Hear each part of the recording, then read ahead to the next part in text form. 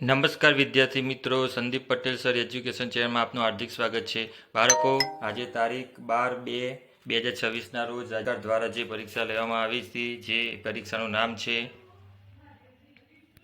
NMS પરીક્ષા, તેનું આજે રિઝલ્ટ આવી ગયું છે. જે રિઝલ્ટ આપણે કઈ સાઇડ ઉપર જોવાનું છે, તો બાળકો અહીંયા એની સાઇડ આપી દીધી છે. તારીખ 12/2/2026ના રોજ નીચેની વિગત વેબસાઇટ ઉપર એટલે કે www.scbexam.org પર જાહેર કરવામાં આવે છે. તો બાળકો, આ રિઝલ્ટ કેવી રીતના ચેક કરવું તેનો આપણે આ વિડીયોની અંદર જોઈશું. તો દરેક બાળકો મારો વિડીયો સંપૂર્ણ નિહાળજો, તમે સરળતાથી પરિણામ ચેક કરી શકો છો.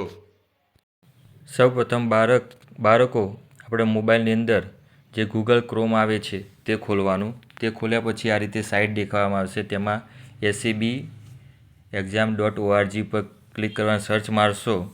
જો બાળકો પ્રોસેસ થઈ રહી છે, તો પ્રોસેસ થયા પછી અહીંયા જે 3 લીટા દેખાય છે,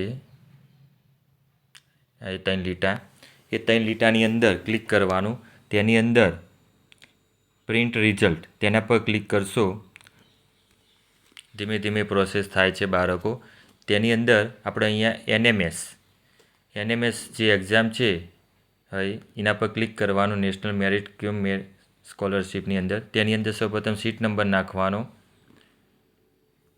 જો બાળકો, મેં સીટ નંબર નાખ્યો છે 56373804.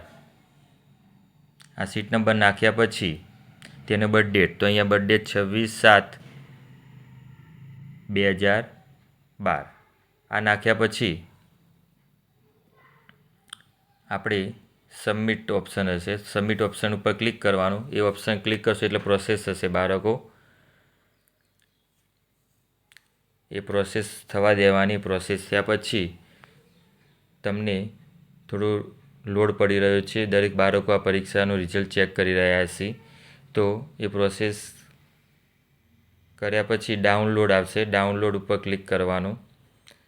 તો ડાઉનલોડ પર ક્લિક કરશો એટલે એક PDF ફાઇલ ડાઉનલોડ થશે. તેને ઓપન કરવાનું એડોબ રીડરમાં.